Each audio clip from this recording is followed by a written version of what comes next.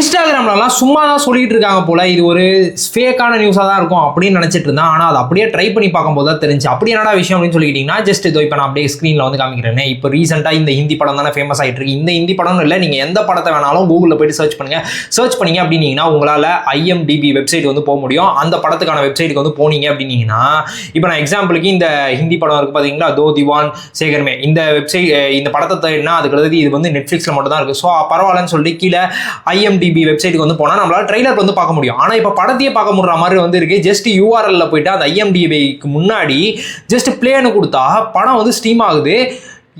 ஏதோ ஒரு பக்கு, அந்த பக்குனால தான் இது வந்து இப்போதைக்கு ஸ்ட்ரீம் ஆகிட்டு இருக்குன்னு நினைக்கிறேன். ஸோ நீங்கள் செக் பண்ணி பாருங்கள், உங்களுக்கும் இதே விஷயம் நடக்குதா, உங்களாலையும் வந்து ஏதாவது ஒரு படத்தை ப்ளே பண்ண முடியுதா அப்படின்றத வந்து பாருங்கள். இது சீக்கிரமாகவே எனக்கு தெரிஞ்சு ஃபிக்ஸ் பண்ணிடுவாங்க. IMDb எவ்வளோக்கு எவ்வளோ சீக்கிரமாக நோட்டீஸ் வந்து பண்ணுறாங்களோ அவ்வளோக்கு எவ்வளோ இதை வந்து சீக்கிரமாக வந்து ஃபிக்ஸ் வந்து பண்ணிடுவாங்க. ஸோ உங்களுக்கு இதே மாதிரி இந்த படத்தை வந்து அப்படியே ஃபுல்லாக பார்க்க முடியுதா, எந்த விதமான OTT சப்ஸ்கிரிப்ஷன் எதுவுமே இல்லாமல் டேரெக்டாகவே ஃபுல் படத்தையும் வந்து பார்க்க முடியுது. இது என்ன பக் அப்படின்றது தெரியல.